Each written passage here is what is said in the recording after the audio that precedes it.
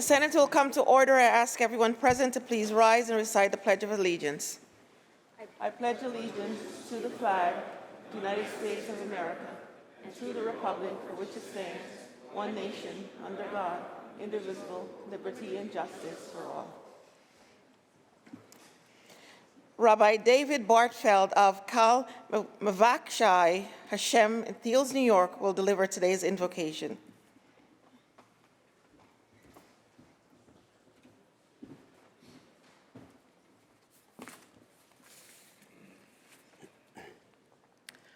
Thank you, Senator Bill Weber, for the opportunity to deliver today's invocation.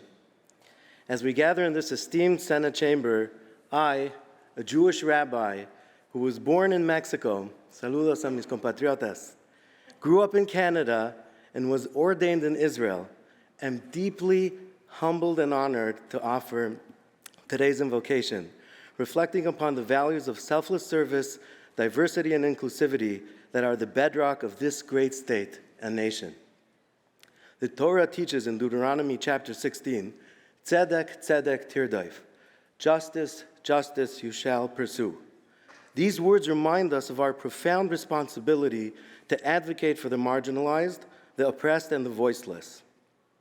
It is a reminder that we must work tirelessly to create a society that embraces the beautiful tapestry of diversity and respects the inherent value of every individual. I commend and appreciate the selfless work of the honorable senators and their staff who have dedicated themselves to the betterment of the people they represent. Your tireless efforts, rooted in a sincere desire to uplift the lives of your constituents, reflects the highest ideals of public service. You are shining stars, worthy of the verse in Daniel chapter 12, V'hamatzdike harabim kakoi chavim, and those who extend righteousness for the masses shine like stars. The great state of New York, a melting pot of cultures, religions, and backgrounds, stands as a testament to the power of inclusion. From the bustling streets of Manhattan to the picturesque landscapes of upstate, this state celebrates the vibrant mosaic of its residents. In this great chamber, we honor the blessings that arise from the shared experiences, talents, and perspectives that each individual brings. It is through the celebration of diversity that we achieve the loftiest goals of democracy. In the words of the great Jewish sage Hillel, Im ein ani li mili, ukshani la'atzmi ma'ani. If I am not for myself, who will be for me? And if I am only for myself, what am I? As we stand united, may we strive for a just, equitable, and inclusive world where all voices are heard, where every person is respected, and where the rights and dignity of all humans are protected. May the Ribbono Shel Olam, the Master of the universe, grant you wisdom, strength, and clarity as you carry out your sacred duty. May you be blessed with the courage to uplift the downtrodden, to champion the rights of the voiceless, and may the impact of your actions be felt far beyond the venerable walls of this chamber. Amen.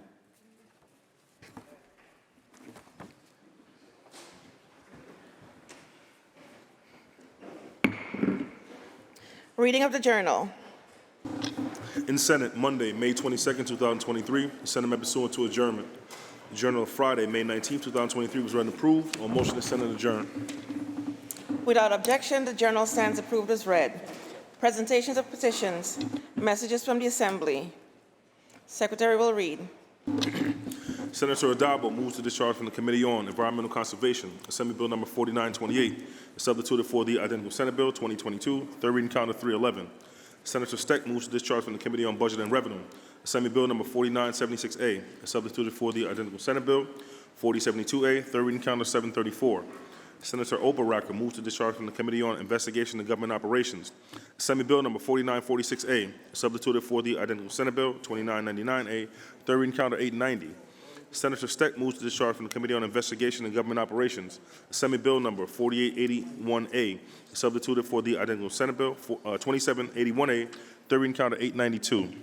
Senator May moves to discharge from the Committee on Investigation and Government Operations, Assembly Bill number 3075A, substituted for the identical Senate Bill 3535A, third reading count of 896.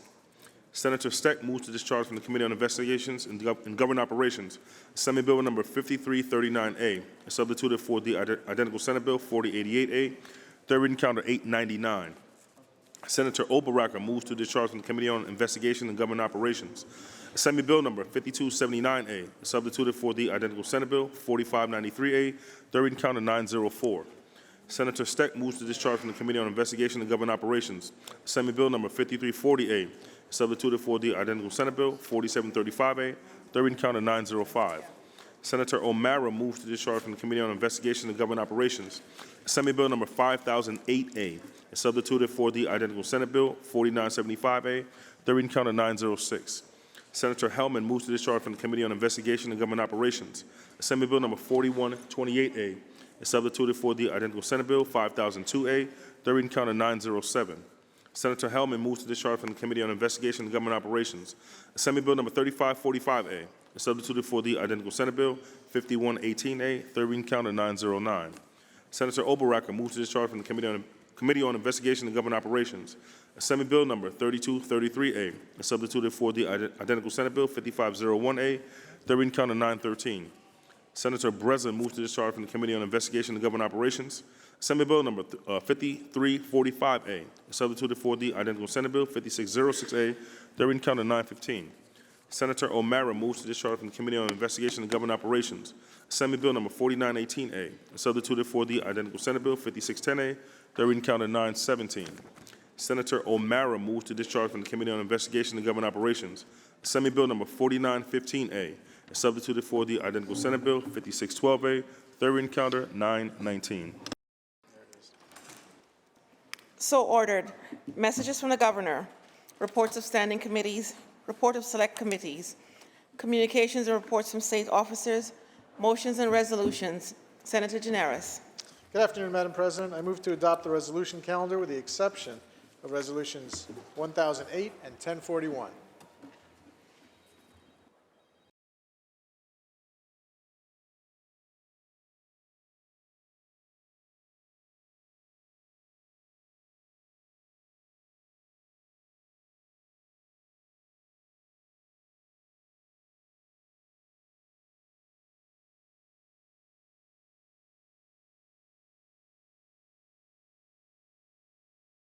President, Senator Gineris. correction. Let's move to adopt the resolution calendar with the exception of resolution 1041 only.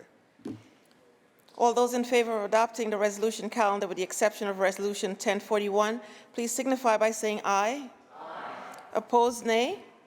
The resolution calendar is adopted. Senator Gineris. Madam President, we're going to begin with an introduction by Senator Jackson. Please recognize him. Senator Jackson for an introduction. Thank you, Madam President. My colleagues, I rise together in this space, Senate chambers, to introduce to you parts of the Bangladeshi community to my left up there in the audience. A lively mosaic of diverse voices bound by the common purpose of embracing diversity and fostering understanding.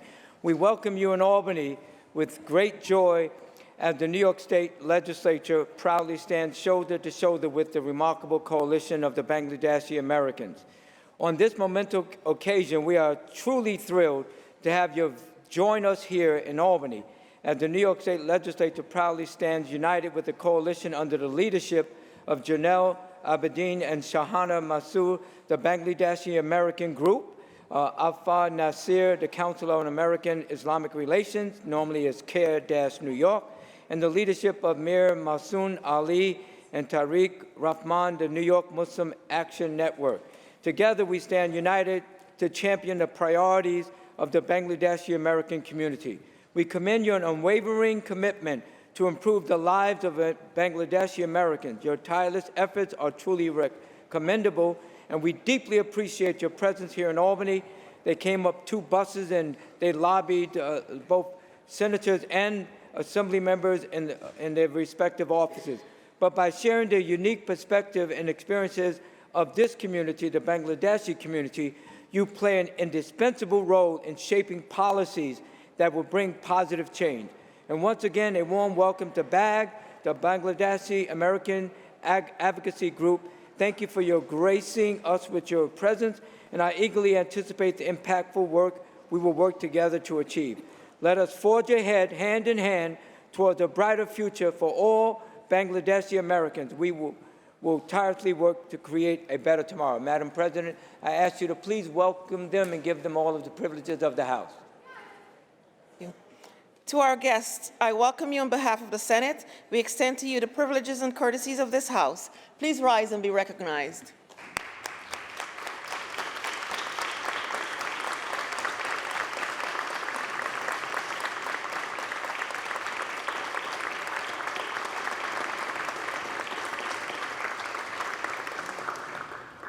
Senator Gineris. Now let's move on to previously adopted Resolution 492 by Senator Sepulveda. The Secretary will read. Senate Resolution 492 by Senator Sepulveda, memorializing Governor Kathy Hochul to proclaim May 23, 2023 as Taiwan Heritage Day in the state of New York.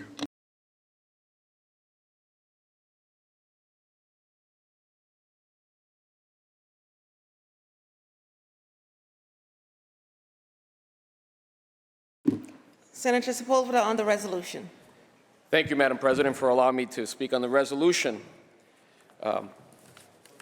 As you know, this country, this state has a very, very close relationship with Taiwan, and we work very closely with TICO, and the organization does the work for Taiwan and has been very, very helpful to the state of New York. You know, I've spoken about the relationship we have with Taiwan. They're one of New York State's greatest trading partners. In the state of New York, they have over 300 businesses, companies running here, providing jobs and economic opportunities for people in the state of New York. Now, I rise and I speak today on this resolution to proclaim May 23rd, 2023 as Taiwan Heritage Day. I had the honor and privilege of visiting Taiwan in 2016, and I can tell you that I recommend it and encourage all of you to at least visit it one time in your life. They have universal health care. Crime is almost non-existent there. For a very short period, they became a democracy officially in 1996, and their democracy, the democratic principles, in some cases have surpassed ours. Their current president is a female, and I believe their vice president. And I believe, unless I'm incorrect, that mandated by law that about 30% of their locally elected individuals have to be women. Maybe higher, but I believe it's 30%. You know, we have about $135.5 billion in bilateral trade with Taiwan in 2022. To me, presenting this resolution as I've done over the years, I'm happy that Senator John Liu and Senator Chu are here now to essentially direct this effort, and they did a great job today. But I just want to announce some of the individuals that are here today. We have, of course, our Ambassador, Director General James Lee. We have our Deputy Director General Hans Chin-Yun Chang. We have the Director of the Political Division for TICO, Mr. Fu-Yang Liu, not related to John Liu. And we have, from the Councilor's offices, we have Michelle Yi Yuan Chen. There are other community leaders here. I'll allow John or Senator Chu to announce who they are. But from my point of view here, I can tell you that one of the greatest countries I've visited was Taiwan. And I think that it's important that we recognize their contributions with this resolution, and that we all look forward to working with the country, protecting their democratic principles. We know what's going on with the area, the geopolitics there, but it is our responsibility as one of our closest allies, neighbors in that region, to make sure we do everything we can to cooperate with them and cooperate in defense. So it's an honor for me to present this resolution, and it's an honor for me to present the people that are here today. They're great friends. And to close, I can tell you that every year since I've been elected, for the last 10 years, first in the Assembly and now in the Senate, I have represented the poorest districts in the state. And every year, the biggest contributor of toys for the kids in my community, mostly poor children, has been TICO in Taiwan and the Taiwanese American organizations that are here in New York State. So thank you for your generosity. Thank you for your help. Thank you for what you did for us during COVID. They gave us a lot of face masks.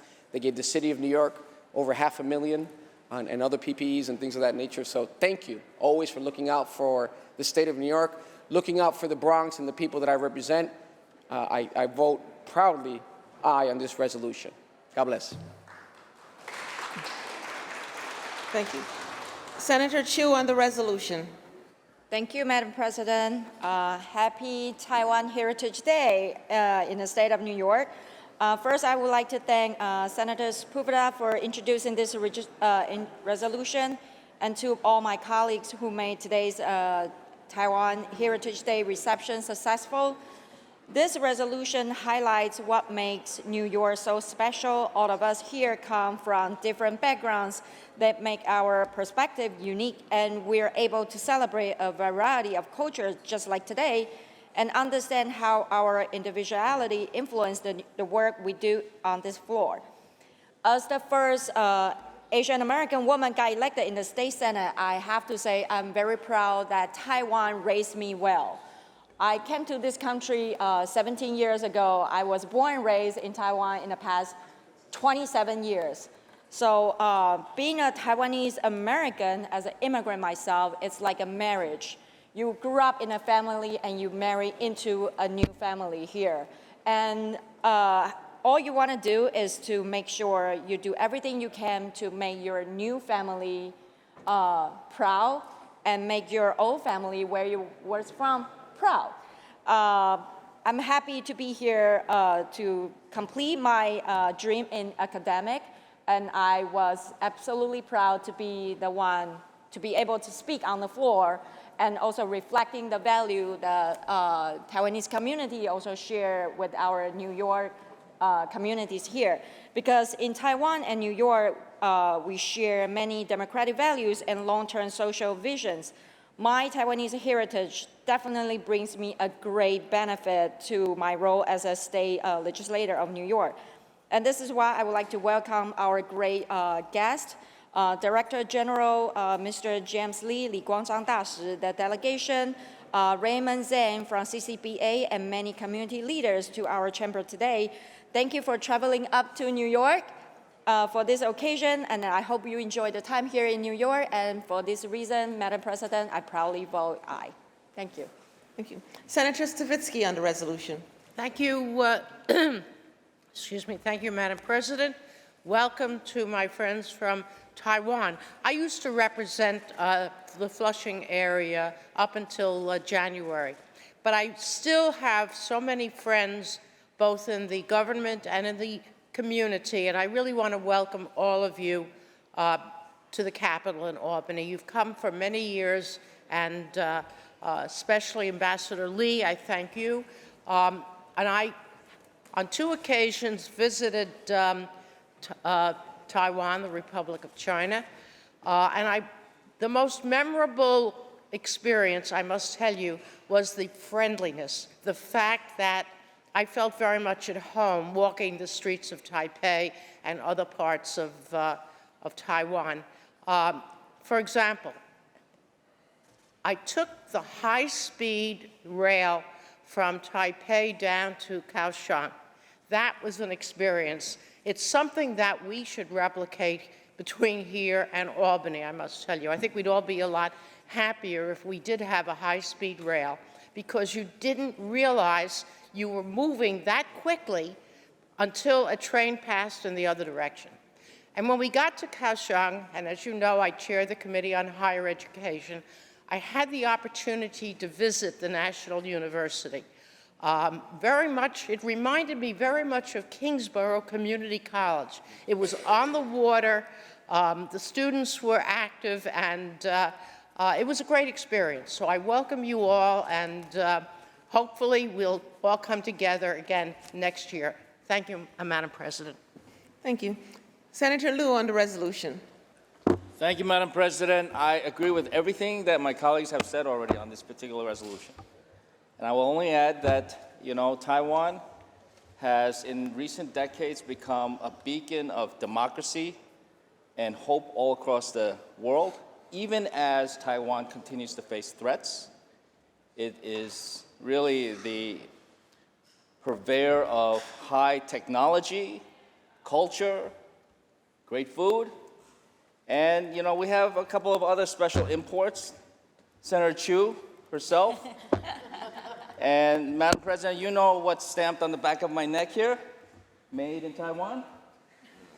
And that's what the Pride is all about. It is about celebrating a democracy that we hold dear to our hearts. And I know many of our colleagues in this chamber do as well. And so I join all of you in welcoming our guests, some from the capital area, most from New York City, but nonetheless, we have a vibrant Taiwanese community all across the state. Thank you, Ambassador Lee, as well as, he's on that side. Oh, he's right there. Ambassador Lee, as well as our community leaders, many of whom have been mentioned, but not yet mentioned, Patsy Fang, and also Tom Su, and many others. Madam President, I proudly vote yes on this resolution.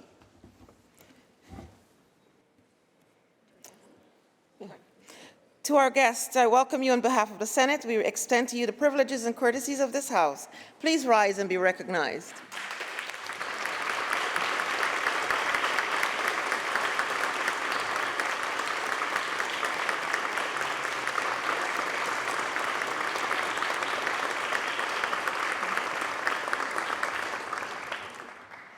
The resolution was previously adopted on March 9th. Senator Gianaris.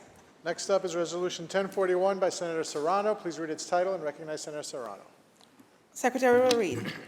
Senate Resolution 1041 by Senator Serrano, mourning the death of Robin Dropkin, unwavering champion of public lands and environmental protection. Senator Serrano on the resolution. Thank you very much, Madam President. I would like to thank the Senate and my colleagues for supporting this resolution today, honoring the life and many contributions of Robin Dropkin, a fierce advocate for our parks and open spaces who passed away earlier this year. Since 2001, Robin Dropkin was the executive director of Parks and Trails New York. Many of us knew her as a strong and consistent voice, helping to shape New York's policy towards our beloved parks. This past March, Parks and Trails New York held its annual Parks Advocacy Day here in Albany, and it was in person for the first time in a number of years. As chair of the Senate Committee on Parks, this day is always one of my favorite days of the year. But this year's event was a tough one for many of us because it was our first without Robin. For many years on Parks Day and beyond, Robin helped all of us to articulate the many reasons why parks are essential and indeed transformative in our lives. During her many years of work and leadership at Parks and Trails New York, she influenced the public land movement in New York State and also touched so many people individually. I recall back in May of 2010, budget constraints led to a proposal to close nearly 90 state parks across New York State. Many of us in the legislature, in a rare display of bipartisanship, worked together to stop this plan. With Robin's unwavering support and with the galvanized grassroots movement to save our parks, we were able to push back against that proposal and keep our parks open. Ever since then, there has been a renewed focus on the value that New York's parks and public lands offer. This has led to record use, as well as sustained year-over-year investment in our parks, trails, and historic sites. This evolution of thinking and how we view and how we support our public spaces is a testament to Robin's work and her calm, compassionate, and unrelenting persistence on public park access and outdoor recreation. Indeed, I am so grateful to be chair of the Committee on Parks for 1,000 reasons, but for one of them being that it's the wonderful people that we meet in the world of parks advocacy, none greater than Robin Dropkin. I would like to acknowledge Robin's family who are here to join us. They're in the Senate gallery today, as well as her Parks and Trails family. We are joined by Robin's husband, Chip, and her son, Dan, friends and family, and the Parks and Trails New York team that continues fighting for public land and public spaces for all New Yorkers. Thank you so much. My condolences to the family. Thank you so much, Madam President. To our guests, I welcome you on behalf of the Senate. We extend to you the privileges and courtesies of this House. Please rise and be recognized.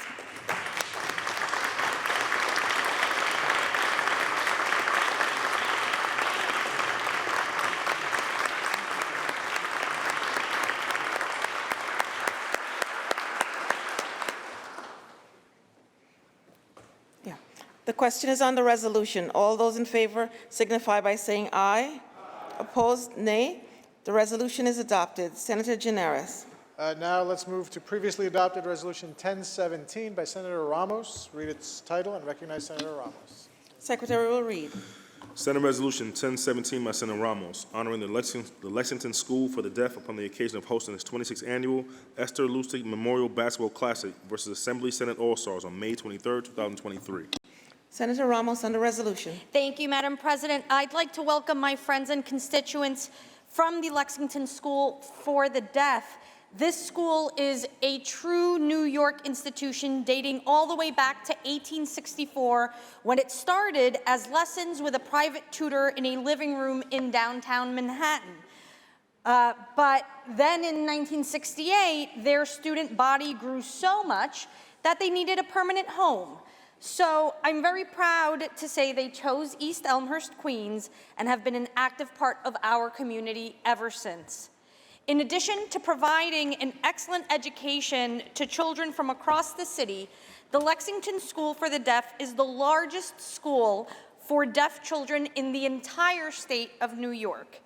In addition to providing classes for students from preschool through high school, they offer support classes for parents of deaf infants and toddlers, foreign language transition classes, special needs classes, and a dormitory for students requiring additional academic support.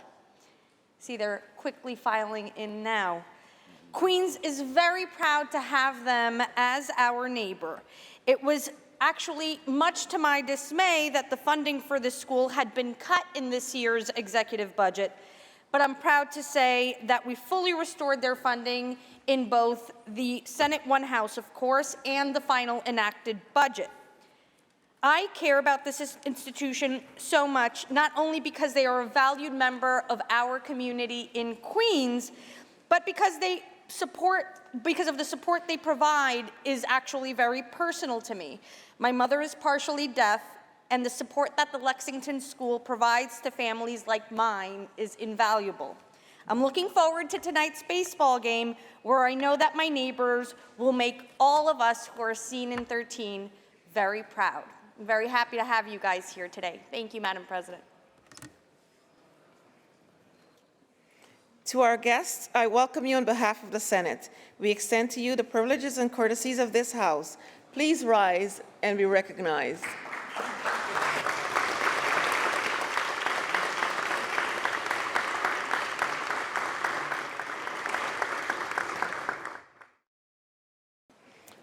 The resolution was previously adopted on 5/16. Senator Gineris. Previously adopted Resolution 182 by Senator Gallivan, please. Read its title and recognize Senator Gallivan. Secretary will read. Senate Resolution 182 by Senator Gallivan, memorializing Governor Kathy Hochul to proclaim May 14th through 20th, 2023 as Police Week in the state of New York. Senator Gallivan on the resolution. Thank you, Madam President. I'm proud to stand in support of Police Week in New York State and across the country. Since 1962, a week in May has been set aside annually as a time to recognize those law enforcement officers who've lost their lives in the line of duty. It's a reminder of the dangers these dedicated public servants confront on a daily basis. Last year alone, 226 police officers made the ultimate sacrifice while protecting citizens across the United States. Just a couple weeks ago, many of us gathered outside on the plaza as the names of 55 officers were added to the New York State Police Officers Memorial. Men and women from Long Island to Western New York who died in service to others. This includes officers who died from illnesses resulting from their service at Ground Zero in the wake of 9/11. As many of you know, I come from a family of law enforcement officers and proudly served as a New York State Trooper and the Sheriff of Erie County. I know firsthand the sacrifices and dedication that these individuals make, and I have great respect and admiration for police officers who work every day to keep our communities safe. We all know that a job in law enforcement is dangerous and difficult. Just this morning in Saratoga County, 2 sheriff deputies were shot while executing a search warrant. To my knowledge, neither one of them suffered life-threatening injuries, but nonetheless, an illustration just close by of the dangers that these police officers face. We're fortunate that despite the risks and challenges, hundreds of thousands of dedicated officers are on the job every day across the country enforcing our laws and working to keep our communities safe. As we honor those who have fallen, I think it's also important to thank those who serve.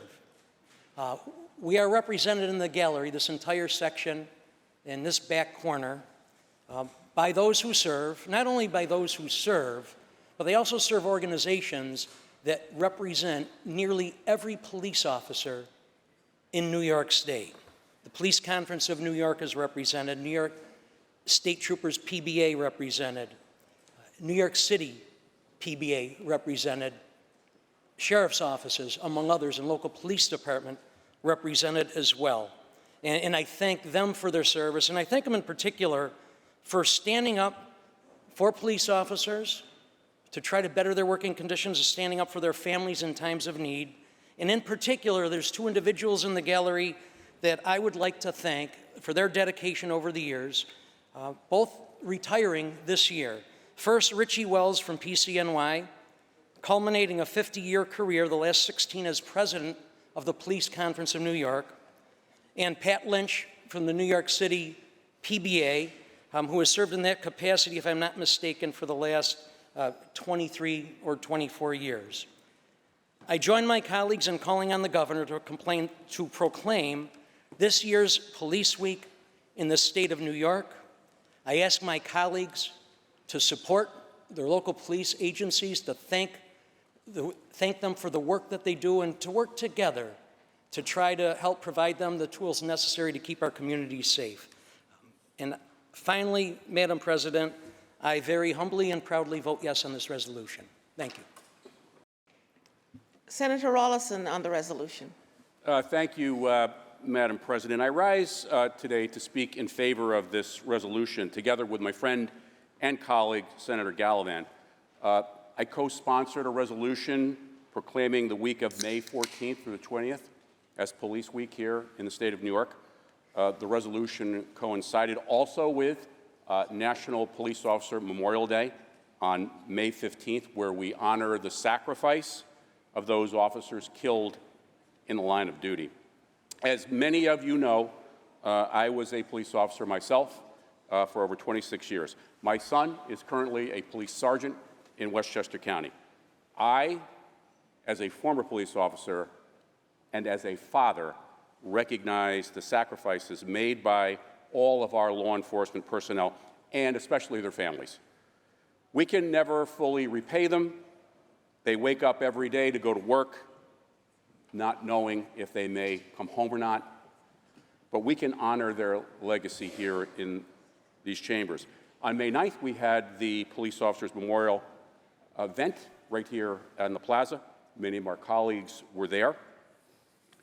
And sadly, as Senator Gallivan has said, 55 additional names were added in 2023 to that memorial on Empire State Plaza.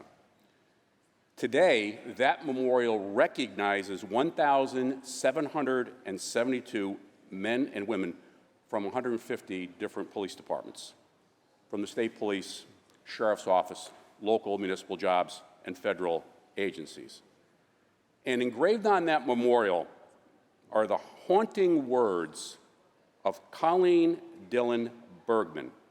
She is the daughter of Emerson Dillon Jr. He was a 16-year veteran in the New York State Police who was killed in the line of duty in 1974.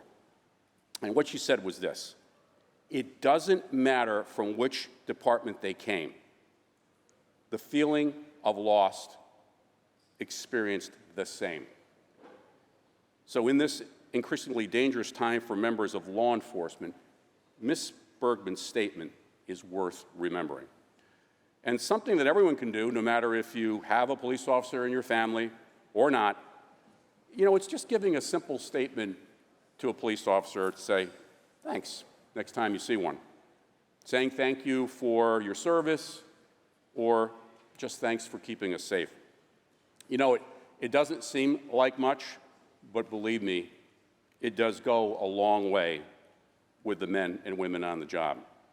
You know, every day we're learning about more innovative ways to keep our community safe, build community trust. In the city of Poughkeepsie, where I had the honor to be mayor for 7 years, we continually strived to be innovative in that approach to keeping our community safe, but at the same time, listening to the community, what they wanted, and knowing that a community's trust is the key to long-term success in public safety. I hope to never have to stand before this chamber and announce that we've added more names to that memorial, but we probably will. So much have sacrificed too much. But if I must address the issue, I'll finish Police Week the way I began. God bless you for your service, your sacrifice, and commitment to this community.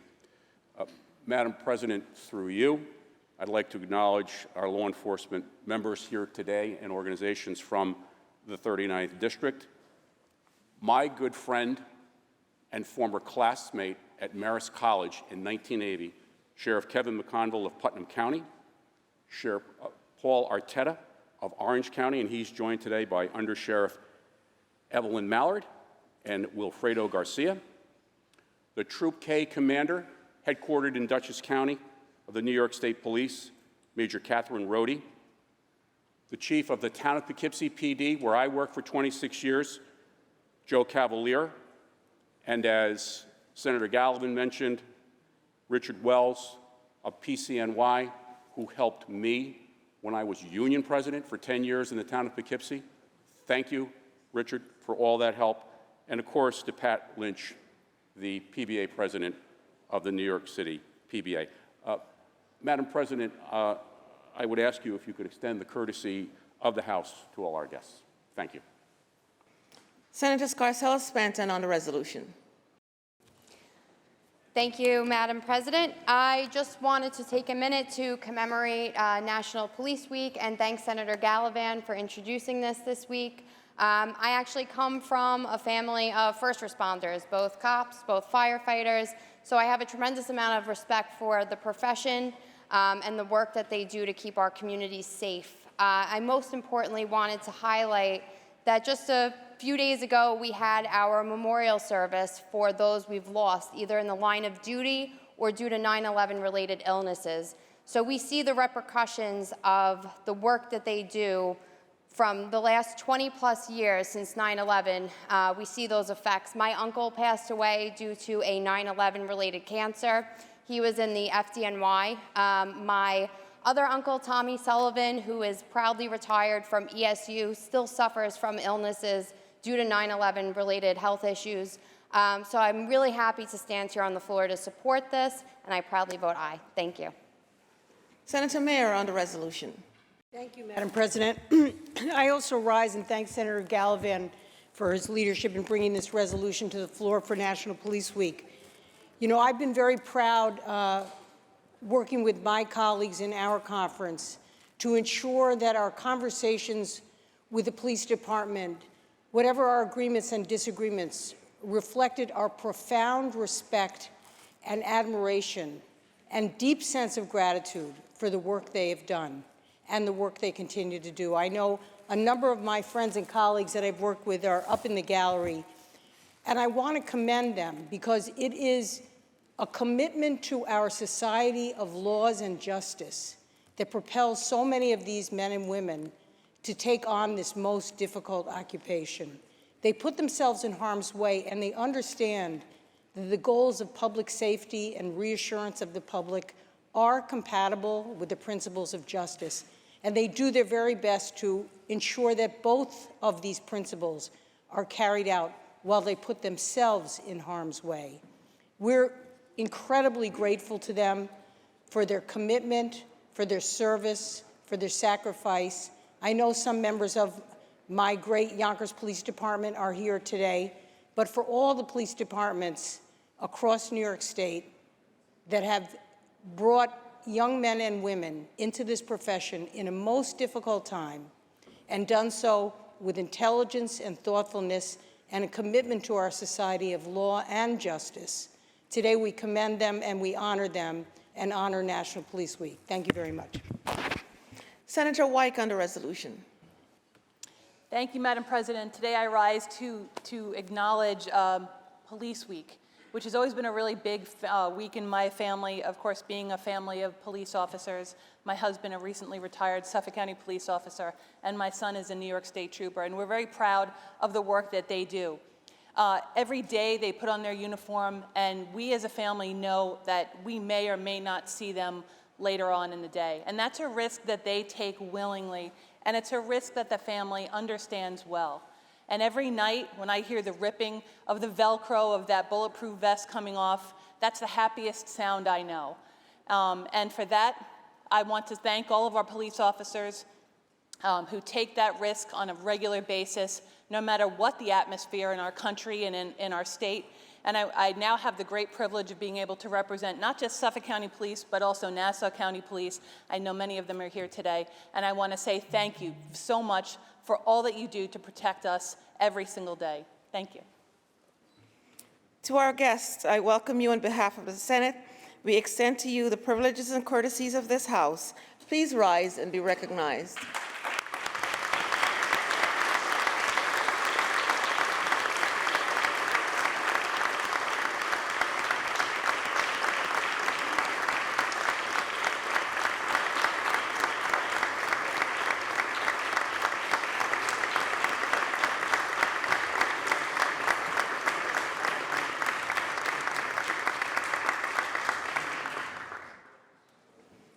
The resolution was previously adopted on 124. Senator Gineris. Next up is previously adopted Resolution 806 by Senator Rhodes. Please read that resolution's title and recognize Senator Rhodes. Secretary will read. Senate Resolution 806 by Senator Rhodes, celebrating the life and accomplishments of John P. Kilbride, veteran, police officer, and devoted member of his community. Senator Rhodes on the resolution. Thank you, Madam President, and thank you for pausing in our deliberations today to recognize our heroes up in the gallery.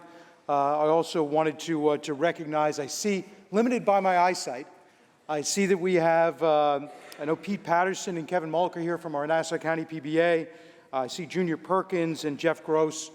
Jeff is our president of the DAI in Nassau County. Welcome, certainly. And I rise in grateful recognition of the life of another true American hero, and that is John Kilbride.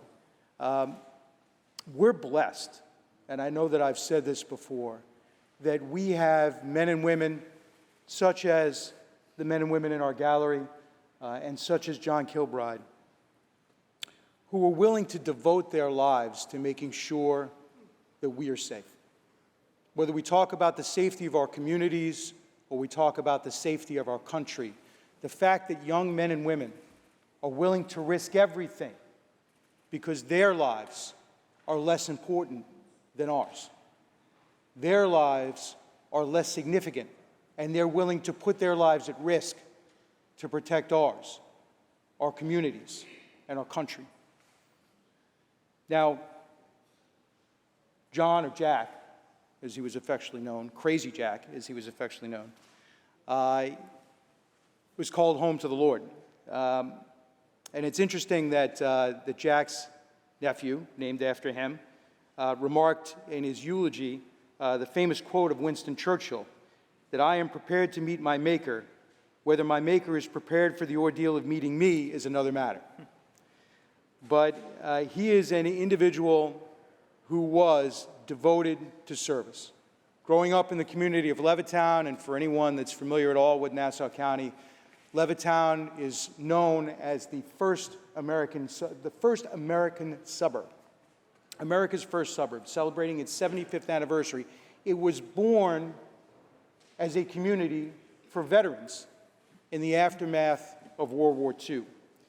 And as the son, one of 6 children, of Major John and Agnes Kilbride, they grew up in the Levittown community, going to Division Avenue High School, graduating in 1967, involved in football and wrestling and lacrosse.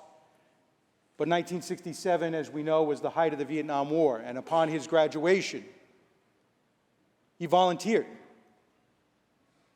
to become a member of the United States Marine Corps and was deployed to Da Nang.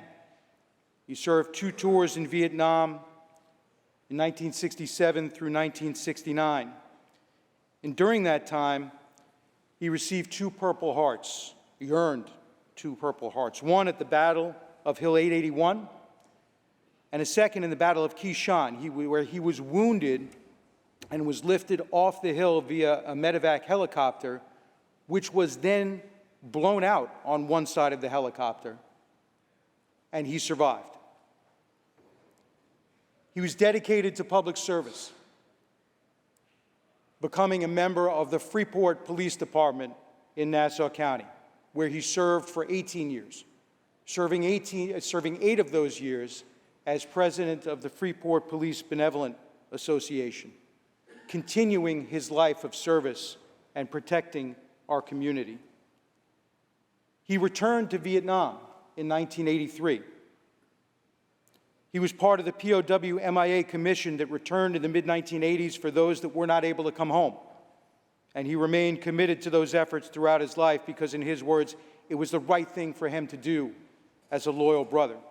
And he continued to advocate and work for those who were left behind, our POWs and MIAs in Vietnam, and those who suffered continual effects of Agent Orange throughout the remainder of his 73 years of life. He then worked as a military congressional aide to Congressman Peter King, where he served as an advisor. His life was a life of service, and in that time, he also had a beautiful family.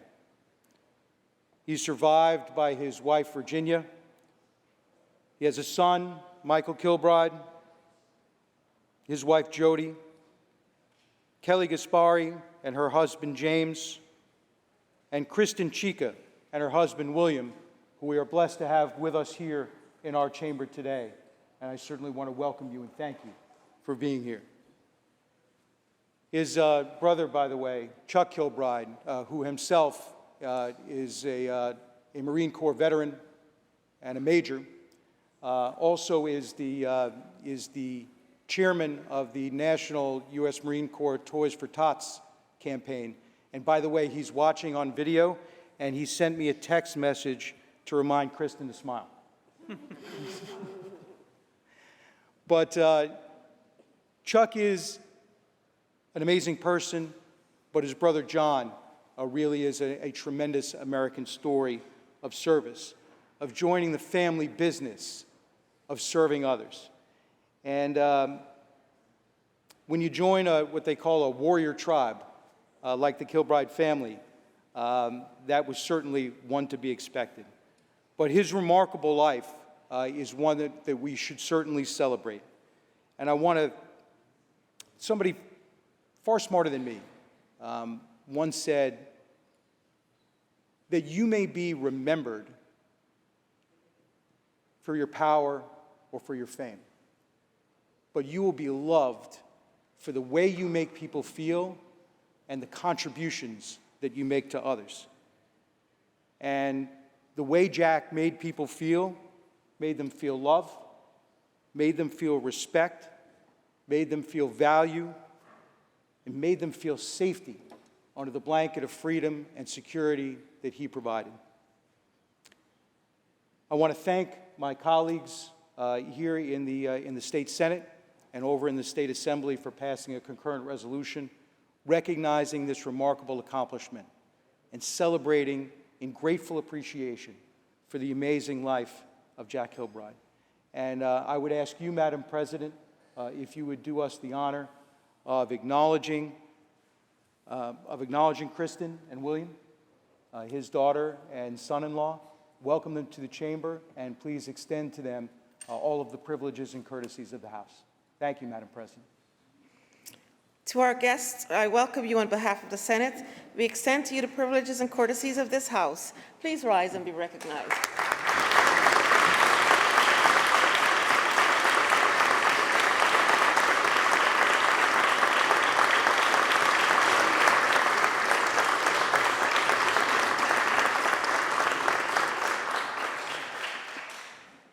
The resolution was previously adopted on 425. Senator Gineris. Madam President, please recognize Senator Hoylman-Siegel for an introduction. Senator Hoylman-Siegel for an introduction. Thank you, Madam President. I rise to welcome some guests to this august chamber from the Michael J. Fox Foundation for Parkinson's Research. You know, the Michael J. Fox Foundation for Parkinson's Research, founded, of course, by Michael J. Fox, the Emmy Award-winning actor, Alex P. Keaton, Marty McFly. We have a few of those in this chamber, I think. Of course, the most recent iteration of Michael J. Fox's public persona is based around his living with Parkinson's disease. Parkinson's disease, I think you know, Madam President, is a chronic progressive neurological disease, the second most common neurodegenerative disease in the United States. And Michael J. Fox started this foundation in the year 2000, and since then it's become the largest nonprofit for Parkinson's disease research in the world, raising close to $1 billion of research in projects to date.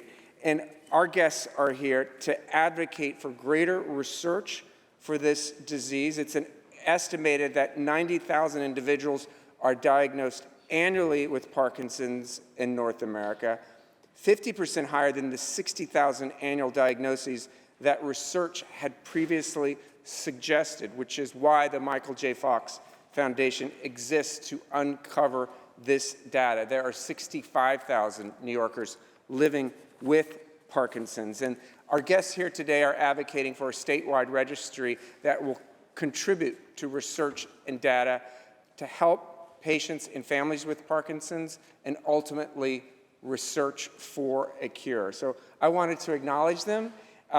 First, we have Julia Pitcher, who is the Director of State Government Relations for the Michael J. Fox Foundation, Zach Hardy, who's the State Government Relations Officer, their colleagues who are working here, Ginger Landy and Liv Marfleet, and Barbara Zimmerman, who is a caretaker to her husband, Jim, who was diagnosed with Parkinson's 17 years ago, as well as being an advocate for Parkinson's. She's a retired nurse and native of Rochester. She's joined here by her daughter, Amy, and her granddaughter, Olivia, 3 generations of New Yorkers impacted by Parkinson's disease. I welcome them to the chamber. Thank you. To our guests, I welcome you on behalf of the Senate. We extend to you the privileges and courtesies of this House. Please rise and be recognized.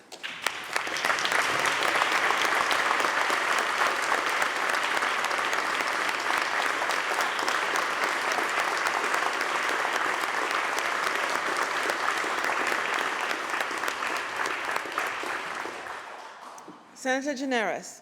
And now Senator Mayer for another introduction, please. Senator Mayer for an introduction. Thank you, Madam President. I'm very proud to acknowledge and introduce students, high school students from across New York State who are here today to attend the 23rd Annual Students Inside Albany Conference, sponsored by the League of Women Voters of New York State Education Foundation. And I think many of us have been very fortunate to have these students so-called shadow us today and be part of this process and learn a great deal about what we do and hear such really powerful words today from my colleagues about a range of issues that affect both our districts and the state at large. These students are here for a number of days to observe the Senate and Assembly in action, to meet with us, and to actually get a sense of what a day is like in the life of a legislator. I know that I have a number of students here from Mamaroneck High School, Portchester High School, New Rochelle High School, Scarsdale High School, and my colleagues have students from many schools in their district. We are very fortunate to have this opportunity to have these young people join us, get a sense of how dignified and special the experience of being in this chamber is, and learning firsthand how important their civic participation is and will be. We need their voices to be heard. We need them to step into this process, and today they get a firsthand glimpse of what it's like to be a senator or to be an assembly member. I hope that you will welcome them to the Senate chamber, give them the privileges and courtesies of the House, and acknowledge their presence here today. They are a very welcome sight for us. Thank you, Madam President. Thank you. To our guests, I welcome you on behalf of the Senate. We extend to you the privileges and courtesies of this House. Please rise and be recognized.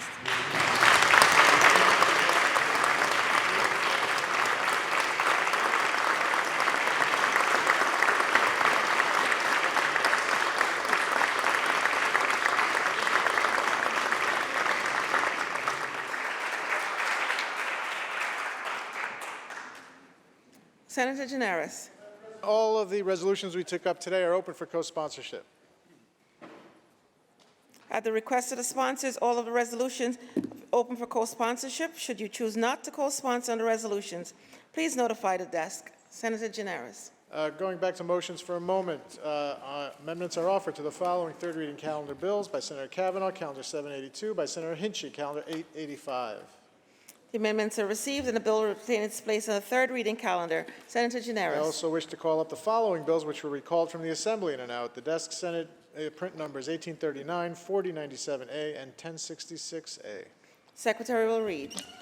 Calendar number 520, Senate Print 1839 by Senator Sanders, an act to amend the Public Health Law. Calendar number 606, Senate Print 4097A by Senator Gurnardes, an act to amend the Civil Service Law. Calendar number 154, Senate Print 1066A by Senator Mayer, an act to amend the Criminal Procedure Law. These bills are passed. Call the roll. Addabbo, Gianaris Kruger, Ort, Sewell, Cousins, White, I-61. The bill is restored to its place on the third reading calendar. I offer the following amendments. The amendments are received and the bill will retain its place on the third reading calendar. Please recognize Senator Lanza. Senator Lanza. Madam President, on behalf of Senator Steck, on page 30, I offer the following amendments to calendar number 701, Senate Print 5608, and ask that said bill retain its place on third reading calendar. The amendments are received and the bill will retain its place on the third reading calendar. Senator Gianaris. Let's take up the reading of the calendar, please. Secretary will read. Calendar number 311, Assembly number 4928 by Assemblymember Raj Kumar, an act to amend the Environmental Conservation Law. Read the last section. Section 2, this act shall take effect on the 90th day of it shall become a law. Call the roll. Addabbo, Gianaris Kruger, Ort, Sewell, Cousins, White.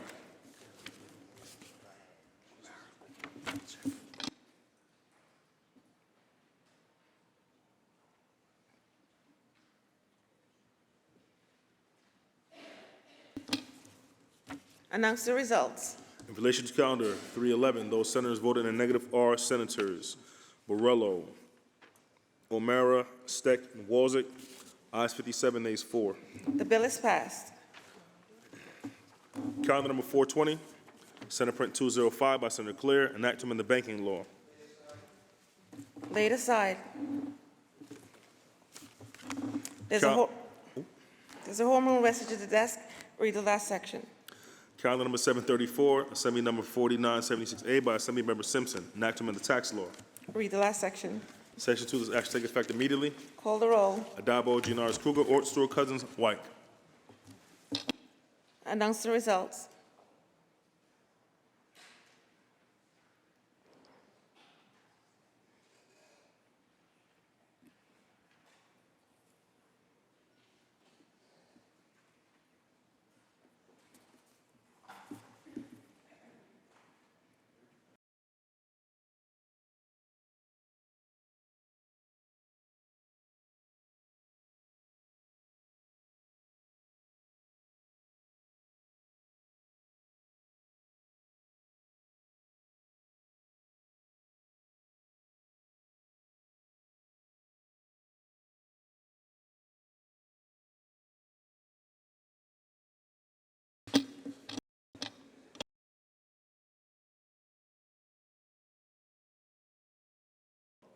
Announce the results. In relation to calendar 734, those senators voted in the negative are Senators Castaneda, Fitzpatrick, Hinchey, Lanza, Mannion, Martinez, Skoufis, and Webb. Ayes 54, nays 7. The bill is passed. Calendar number 890, Assembly number 4946A by Assemblymember Tague, enactment of the tax law. There's a home rule message at the desk. Read the last section. Section 2, this action take effect immediately. Call the roll. Adabo, Ginaris, Kruger, Ort, Stewart, Cousins, White.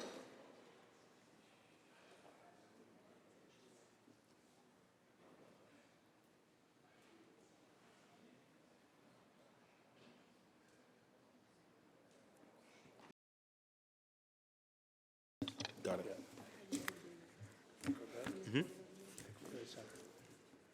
Announce the results. In relation to calendar 890, those senators voted in the negative are Senators Castaneda, Fitzpatrick, Hinchey, Lanza, Mannion, Martinez, Skoufis, and Webb. Ayes 54, nays 7. The bill is passed. Calendar number 892, Assembly number 4881A by Assemblymember Simpson, enactment Chapter 368 of the laws 2008. There's a home rule message at the desk. Read the last section. Section 2, this action take effect immediately. Call the roll. Adabo, Ginaris, Kruger, Ort, Stewart, Cousins, White.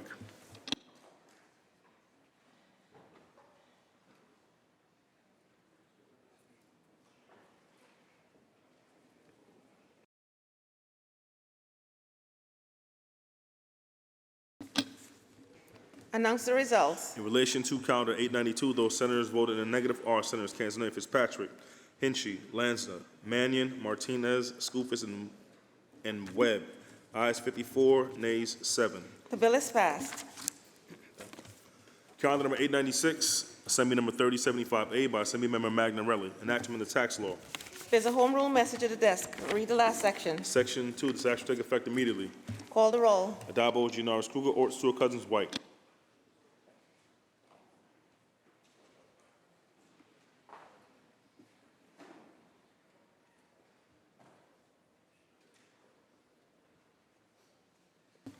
Announce the results. In relation to calendar 896, those senators voted in the negative are Senators Castaneda, Fitzpatrick, Hinchey, Lanza, Mannion, Martinez, Skoufis, and Webb. Ayes 54, nays 7. The bill is passed.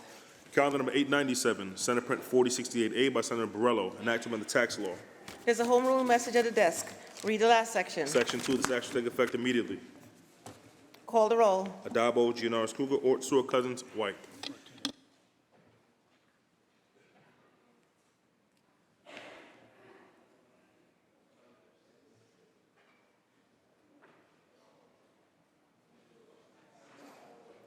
Announce the results.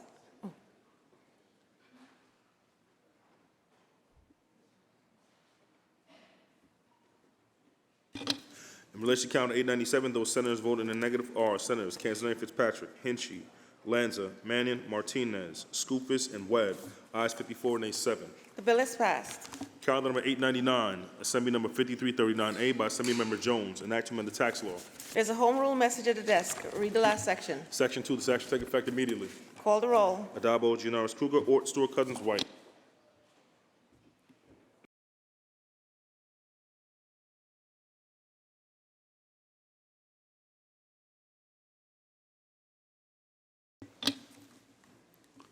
Announce the results. In relation to calendar 899, those senators voted in the negative are Senators Castaneda, Fitzpatrick, Hinchey, Lanza, Mannion, Martinez, Skoufis, and Webb.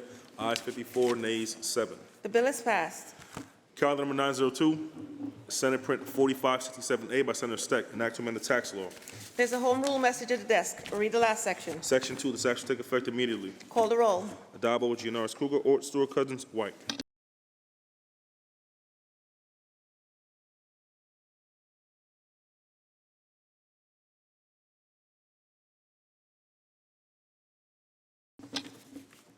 Announce the results. In relation to calendar 902, those senators voted in the negative are Senators Castaneda, Fitzpatrick, Hinchey, Lanza, Mannion, Martinez, Skoufis, and Webb. Ayes 54, nays 7. The bill is passed. Calendar number 903, Senate Print 4585A by Senator Oberacker, enactment Chapter 333 of the laws 2006. There's a home rule message at the desk. Read the last section. Section 2, this action take effect immediately. Call the roll. Adabo, Ginaris, Kruger, Ort, Stewart, Cousins, White.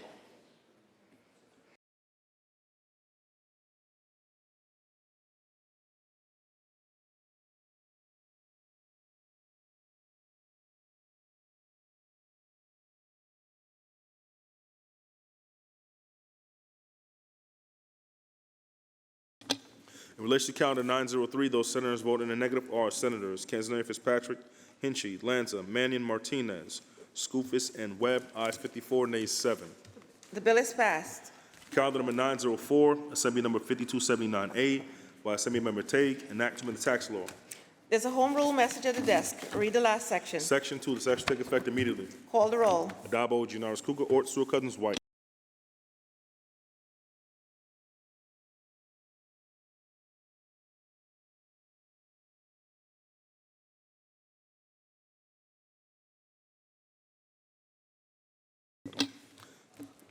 Announce the results. In relation to calendar 904, those senators voting in the negative are Senators Canzoneri, Fitzpatrick, Hinchey, Lanza, Mannion, Martinez, Skoufis, and Webb.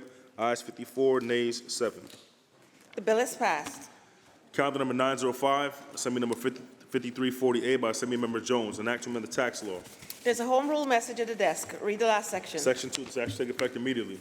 Call the roll. Adabo, Giannaris Kruger, Ort, Stewart Cousins, White.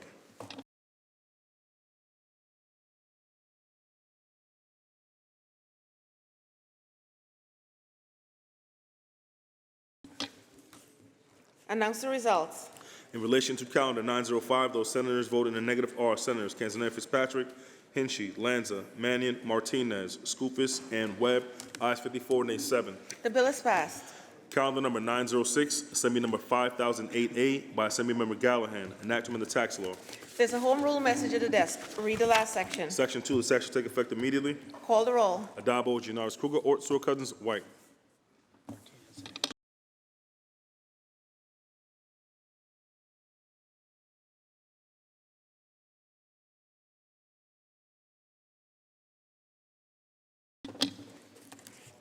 Announce the results. In relation to calendar 906, those senators voting in the negative are Senators Canzoneri, Fitzpatrick, Hinchey, Lanza, Mannion, Martinez, Skoufis, and Webb. Ayes 54, nays 7. The bill is passed. Calendar number 907, Assembly number 4128A by Assemblymember Gallahan, enactment of the tax law. There's a home rule message at the desk. Read the last section. Section 2, the section take effect immediately. Call the roll. Adabo, Giannaris Kruger, Ort, Stewart Cousins, White.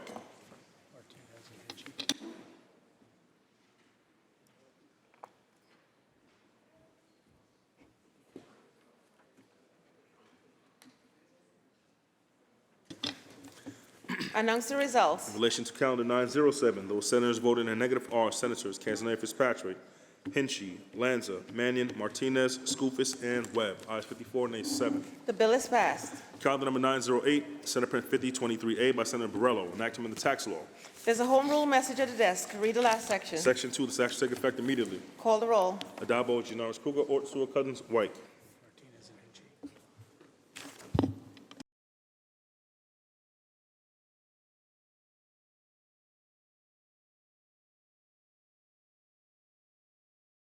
Announce the results. In relation to calendar 908, those senators voting in the negative are Senators Canzoneri, Fitzpatrick, Hinchey, Lanza, Mannion, Martinez, Skoufis, and Webb. Ayes 54, nays 7. The bill is passed.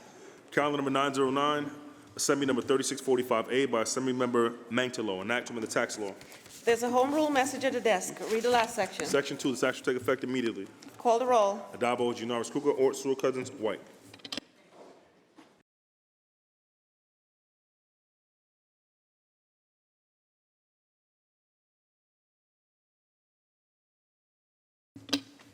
Announce the results. In relation to calendar 909, those senators voting in the negative are Senators Canzoneri, Fitzpatrick, Hinchey, Lanza, Mannion, Martinez, Skoufis, and Webb. Ayes 54, nays 7. The bill is passed. Thanks. Calendar number 910, Senate Print 5119A by Senator Helming, enactment of the tax law. There's a home rule message at the desk. Read the last section. Section 3, the section take effect immediately. Call the roll. Adabo, Giannaris Kruger, Ort, Stewart Cousins, White.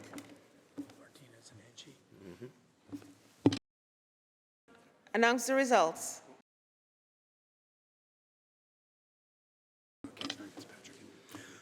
In relation to calendar 910, those senators voting in the negative are Senators Canzoneri, Fitzpatrick, Hinchey, Lanza, Mannion, Martinez, Skoufis, and Webb. Ayes 54, nays 7. The bill is passed. Calendar number 911, Senate Print 5183A by Senator Ort, enactment of the tax law. There's a home rule message at the desk. Read the last section. Section 2, the section take effect immediately. Call the roll. Adabo, Giannaris Kruger, Ort, Stewart Cousins, White.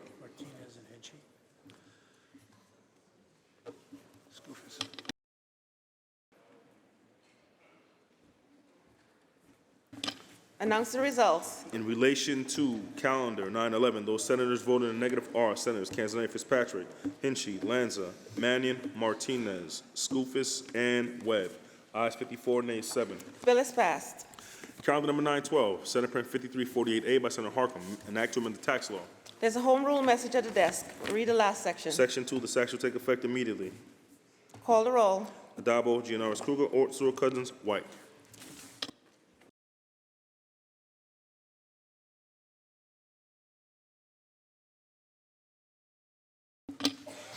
Announce the results. In relation to calendar 912, those senators voting in the negative are Senators Canzone, Fitzpatrick, Hinchey, Lanza, Mannion, Martinez, Skoufis, and Webb. Ayes 54, nays 7.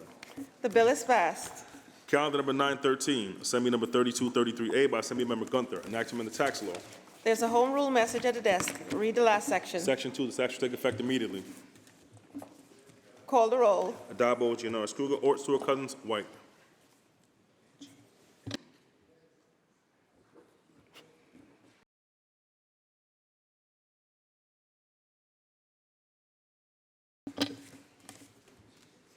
Announce the results. In relation to calendar 913, those senators voted in the negative are Senators Canzone, Fitzpatrick, Hinchey, Lanza, Mannion, Martinez, Skoufis, and Webb. Ayes 54, nays 7. The bill is passed.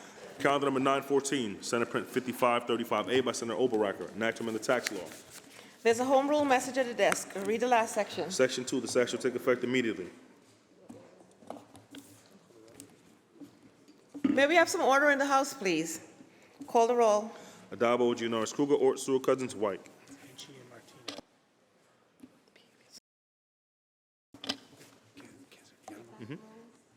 Got it.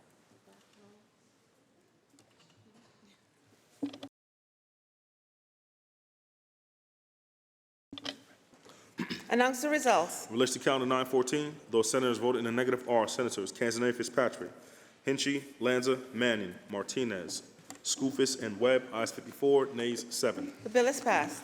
Calendar number 915, Assembly number 5345A by Assemblymember Santa Barbara, an act to amend the tax law. There's a home rule message at the desk. Read the last section. Section 2, this act shall take effect immediately. Call the roll. Adabo, Gianaris Kruger, Ort, Sewell, Cousins, White.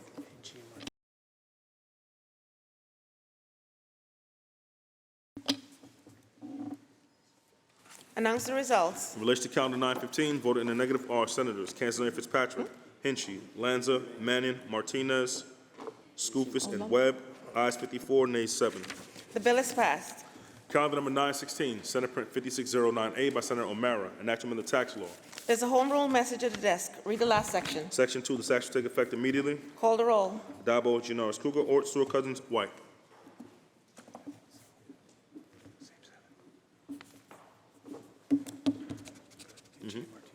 Got it.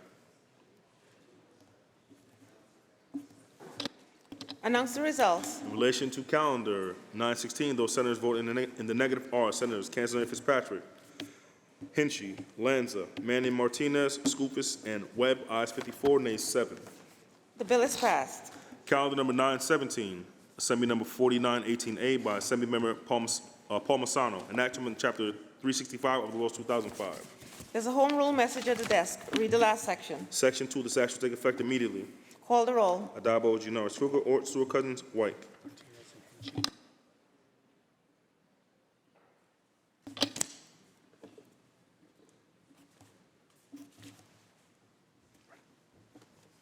Announce the results. In relation to calendar 917, those senators voted in negative are Senators Canzone, Fitzpatrick, Hinchey, Lanza, Mannion, Martinez, Skoufis, and Webb. Ayes 54, nays 7. The bill is passed.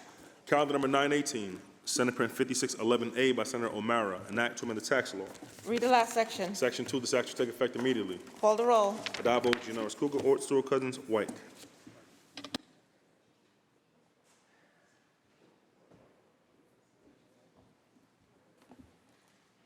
Announce the results. In relation to calendar 918, those senators voting in the negative are Senators Canzone, Fitzpatrick, Hinchey, Lanza, Mannion, Martinez, Skoufis, and Webb. Ayes 54, nays 7. The bill is passed. Calendar number 919, Assembly number 4915A by Assemblymember Palmisano, an act to amend Chapter 366 of the laws 2005. There's a home rule message at the desk. Read the last section. Section 2, the section take effect immediately. Call the roll. Adabo, Gianaris Kruger, Ort, Sewell, Cousins, White.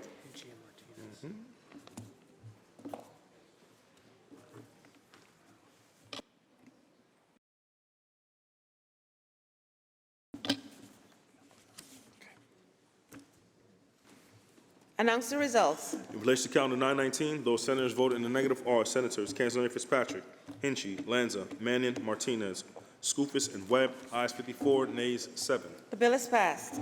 Calendar number 951, Senate Print 6444 by Senator Thomas, an act to amend the tax law. There's a home rule message at the desk. Read the last section. Section 5, this act shall take effect immediately. Call the roll. Adabo, Gianaris Kruger, Ort, Sewell, Cousins, White.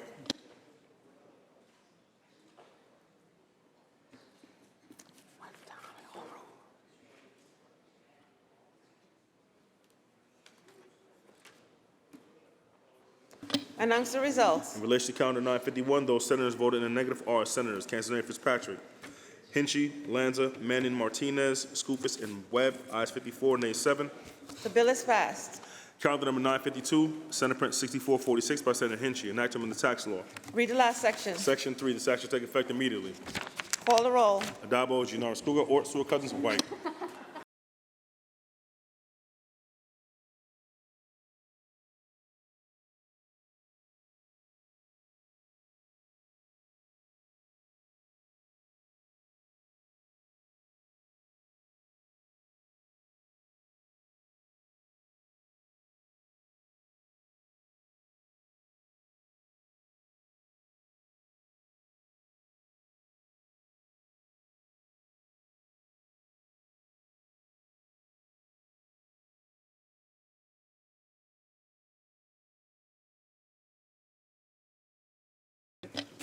Announce the results. In relation to calendar 952, those senators voted in the negative are Senators Borrello, Canzone Fitzpatrick, Lanza, Mannion, Martinez, Matera, Murray, Palumbo, Steck, Webb, and White. Ayes 50, nays 11. The bill is passed. Calendar number 953, Senate Print 6447 by Senator Hinchey, an act to amend the tax law. Read the last section. Section 2, this act shall take effect immediately. Call the roll. Adabo, Gianaris Kruger, Ort, Sewell, Cousins, White.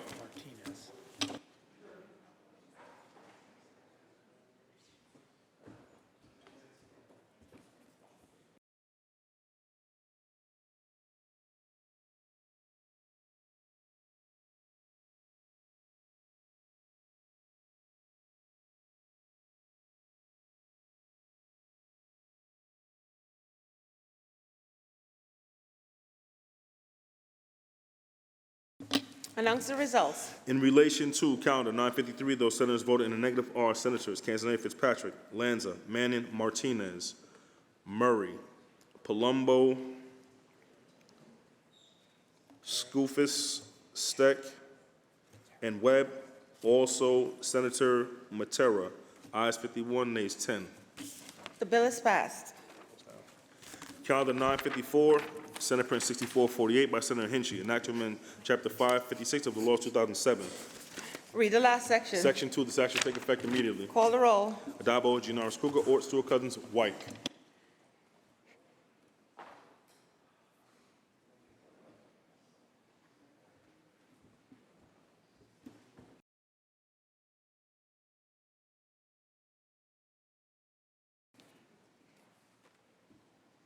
Announce the results. In relation to calendar 954, those senators voted in the negative are Senators Canzone Fitzpatrick, Lanza, Mannion, Martinez, Murray, Skoufis, Steck, and Webb. Ayes 53, nays 8. The bill is passed.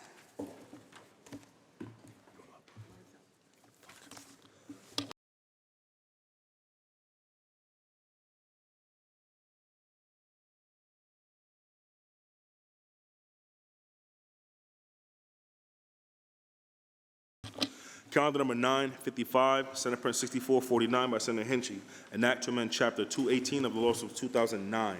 Read the last section. Section 2, this act shall take effect immediately. Call the roll. Adabo, Gianaris Kruger, Ort, Sewell, Cousins, White.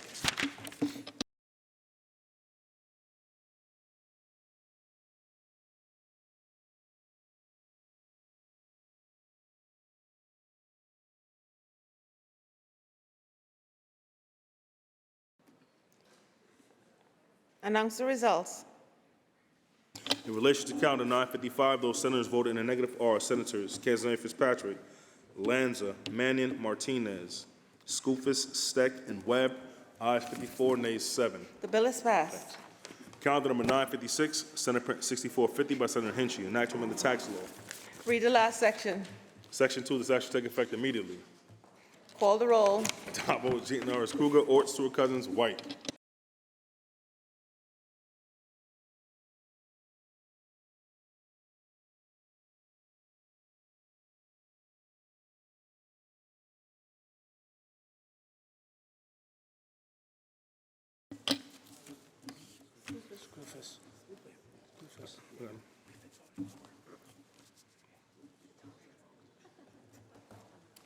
Announce the results. In relation to calendar 956, those senators voted in a negative are Senators Castanedo Fitzpatrick, Lanza, Mannion, Martinez, Skoufis, Steck, and Webb.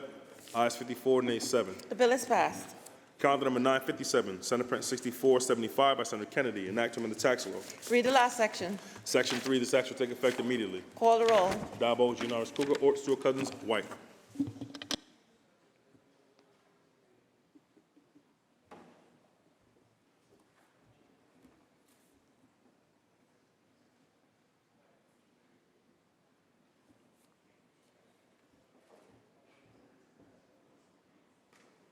Announce the results. Got him. In relation to calendar 957, those senators voted in a negative are Senators Castanedo Fitzpatrick, Helming, Lanza, Mannion, Martinez, Skoufis, and Webb. Ayes 54, nays 7.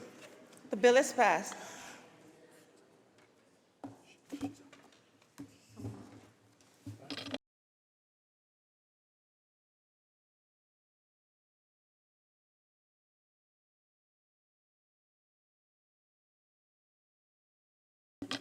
Calendar number 958, Senate Print 6505 by Senator Mannion, an act to amend the tax law.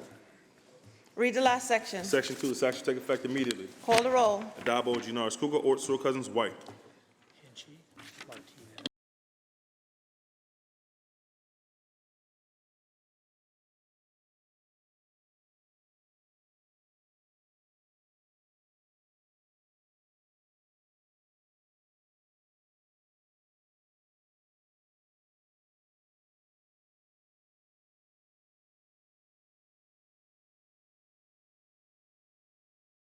Announce the results. Says Bill.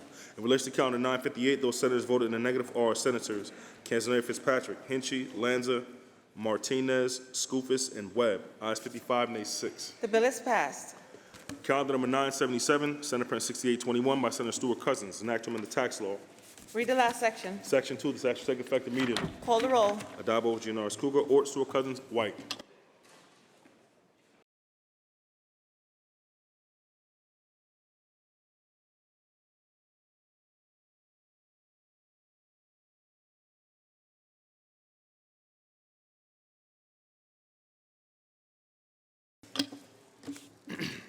Announce the results. In relation to calendar 977, those senators voted in the negative are Senators Castanedo Fitzpatrick, Hinchy, Lanza, Mannion, Martinez, Skoufis, and Webb. Ayes 54, nays 7. The bill is passed. Calendar number 978, Senate Print 6822 by Senator Stewart Cousins, an act to amend the tax law.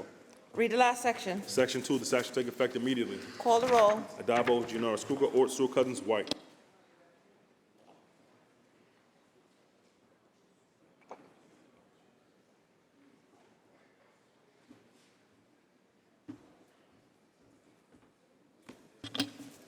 Announce the results. In relation to calendar 978, those senators voted in the negative are Senators Castanedo Fitzpatrick, Hinchy, Lanza, Mannion, Martinez, Skoufis, and Webb. Ayes 54, nays 7. The bill is passed.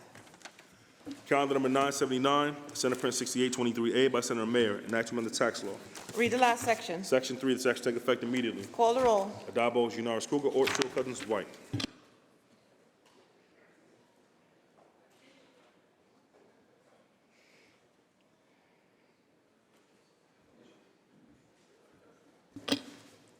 Announce the results. In relation to calendar 979, those senators voted in the negative are Senators Castanedo Fitzpatrick, Hinchy, Lanza, Mannion, Martinez, Skoufis, and Webb. Ayes 54, nays 7. The bill is passed. Calendar number 980, Senate Print 6825 by Senator Stewart Cousins, an act to amend the tax law. Read the last section. Section 6, this act shall take effect immediately. Call the roll. Adabo, Jean Norris Kruger, Ort, Stewart Cousins, White.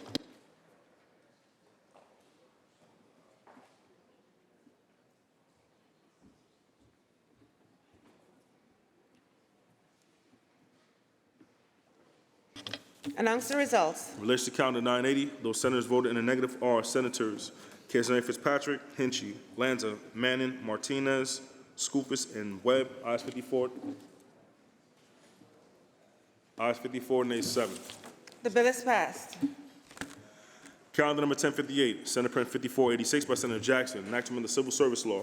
Read the last section. Section 2, the statute take effect immediately. Call the roll. Adabo, Giannaris Kruger, Ort, Stewart Cousins, White. Senator Jackson to explain his vote. Thank you, Madam President. I rise to speak in support of my bill, S5486. Today, I stand before you to advocate for a crucial piece of legislation that aims to bridge the gap between job seekers and public sector employment opportunities. The bill at hand, Madam President, an act to amend the Civil Service Law, focuses on expanding the reach of civil service examination announcements. You may ask, why is this so important, you may ask? The answer lies in the current staffing shortages faced by the state and local governments across our nation. These shortages have directly impacted the efficiency and effectiveness of public services, resulting in long wait times for essential care and assistance for New Yorkers. However, the root cause of these staffing shortages often goes unnoticed. Many New Yorkers are unaware that jobs within the state and local governments exist. The civil service process remains a mystery to them, making finding job opportunities in this sector difficult. This legislation seeks to change that requirement, requiring the State Department of Civil Service and municipal civil service commissions to disseminate notices of competitive examinations more broadly. By doing so, we can increase the awareness of these employment opportunities among the general public, providing more New Yorkers with a chance to take the examination and pursue rewarding careers in the public sector. But it doesn't stop there, Madam President. This bill also has another crucial aspect: promoting diversity within our public workforce. By expanding the reach of these examination announcements, we can ensure that communities traditionally underrepresented in state and local governments are given a fair chance to join the public sector. We have a duty to create a workforce that reflects the diversity of our state, and this legislation is a step towards achieving that goal. It is important to note that this bill has garnered significant support. The New York State Public Employees Federation, PEF, representing 50,000 professional, scientific, and technical workers, firmly stand behind this legislation. Additionally, Madam President, the Civil Service Employees Association, CSEA, representing over 300,000 active and retired public and private employees across New York State, strongly urges the passage of this bill. So I urge my colleagues to stand with me in support of this bill by increasing the awareness of diversity, diversifying our public workforce. We can provide better service to our fellow New Yorkers. Let's bridge the information gap and empower job seekers, create a more inclusive and efficient public sector, and build a brighter future for all New Yorkers. Thank you, Madam President. I vote aye. Senator Jackson to be recorded in the affirmative. Announce the results. Ayes 61. The bill is passed. Calendar number 1083, Senate Print 2737 by Senator Comrie, an act to amend the executive law. Read the last section. Section 2, the statute take effect immediately. Call the roll. Adabo, Giannaris Kruger, Ort, Stewart Cousins, White. Announce the results. Ayes 61. The bill is passed. Calendar number, in relation to calendar 1083, voted in the negative. Senator Walzett, ayes 60, nays 1. The bill is passed.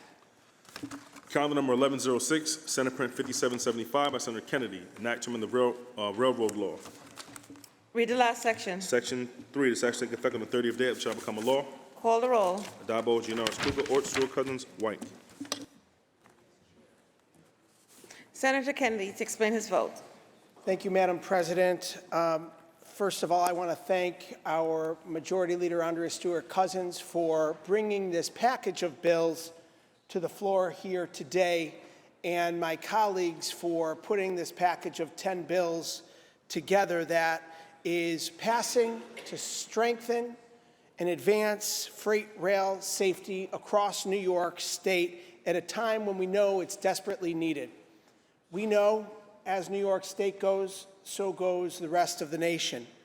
And we recognize that rail safety is of utmost importance, where the disaster that happened in East Palestine, Ohio, several months ago really heightened the awareness to rail safety. What I can tell you is that there are 1,100 plus derailments in this nation every single year. That average is 3 a day. And it's incumbent that we do our part to promote rail safety here in the great state of New York.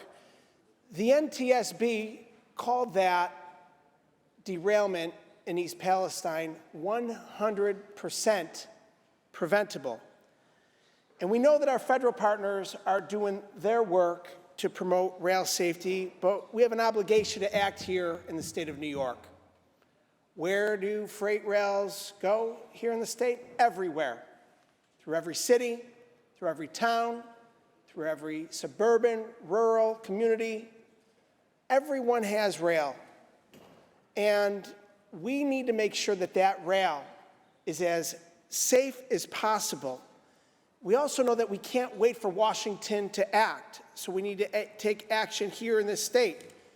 So our majority leader advanced this legislation along with my colleagues, Senator Chu, Senator Webb, Senator Hinchey, Senator Skoufis, Senator Comrie, Senator Mannion, and Senator Martinez.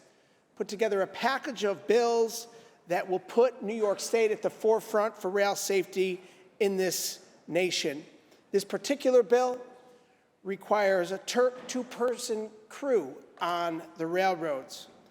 The other bills require rail corporations to inform the Department of Homeland Security and Emergency Services, the DEC and the DOT, when hazardous waste is going through a community.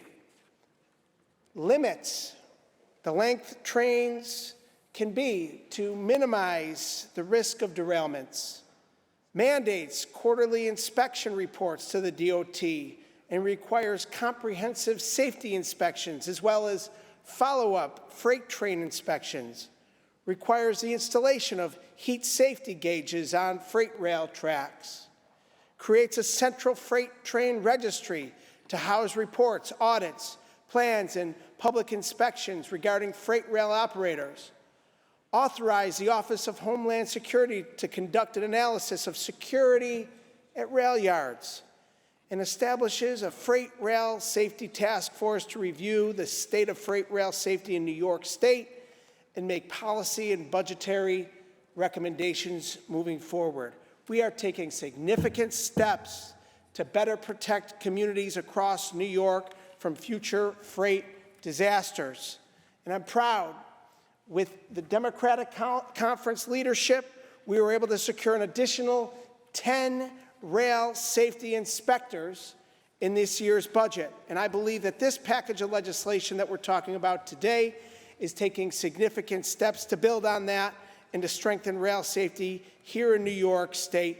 I'm proud as the chair of the Transportation Committee to have worked with my colleagues to make this a priority, and I'm looking forward to advancing this through the process in the Assembly and onto the governor's desk for her signature on this package of bills. With that, Madam President, I vote aye. Senator Kennedy is to be recorded in the affirmative. Senator Obaraka to explain his vote. Thank you, Madam President. You know, as someone who utilizes a lot of the rail freight here in my business, I can see where this piece of legislation, although I think thought out to be one that would be a positive, I could see where someone such as myself, this could be actually a negative in either slowing down and or impeding the movement of freight. Our products that come into the West Coast are then put on rail and moved to the center of the country. And we all know, I think, Madam President, we've seen the challenges that we've had with supply chain moving forward. Although, again, I go back to, I think this piece of legislation is intended for all the good. I can see where this could be a huge negative. Workforce issues being what they are, moving product as expeditiously as possible. And I could see where if there was an adjustment to this bill, Madam President, where if we were to tie those trains with chemicals that we have seen that would disrupt our local environments, I could see where then having more people on these trains in safety would be, I think, a well thought out and sought measure. For that reason, Madam President, if the adjustment was made, I could vote in the aye, but unfortunately, I will be voting in the negative on this. I would like to see, out of all the bills that we put forth, I think they were great. This is the one I wish we had a little bit more definition on, and I will be voting in the negative. Thank you. Senator Obaraca to be recorded in the negative. Announce the results. In relation to calendar 1106, those senators voted in the negative are Senators Griffo, Helming, Obaracker, Ort, Walczak, and White. Ayes 55, nays 6. The bill is passed. Calendar number 1120, Senate Print 6921 by Senator Chu, enact to amend the railroad law. Read the last section. Section 2, this act take effect on the 90th day and shall become a law. Call the roll. Addabbo, Giannaris Kruger, Ort, Stewart Cousins, White.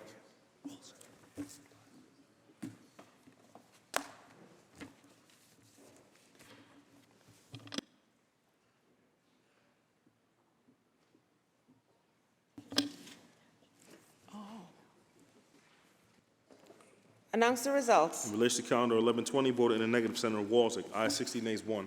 The bill is passed. Calendar number 1121, Senate Print 6922 by Senator Webb, enactment of the transportation law. Read the last section. Section 2, this act take effect on the 180th day after it shall become a law. Call the roll. Addabbo, Giannaris Kruger, Ort, Stewart Cousins, White. Senator Webb to explain her vote. Thank you, Madam President. In the aftermath of the derailment of the freight train in East Palestine, Ohio, as Senator Kennedy alluded to, my bill is simply a bill to help for more transparency and giving information to the community. And so that unfortunate experience has made it even more clear that we must do more and our communities deserve more as it pertains to transparency regarding freight rail safety. This bill would help address that need by assembling a central database where any reports, audits, and public inspections that are accessible by the Department of Transportation would simply be made publicly available.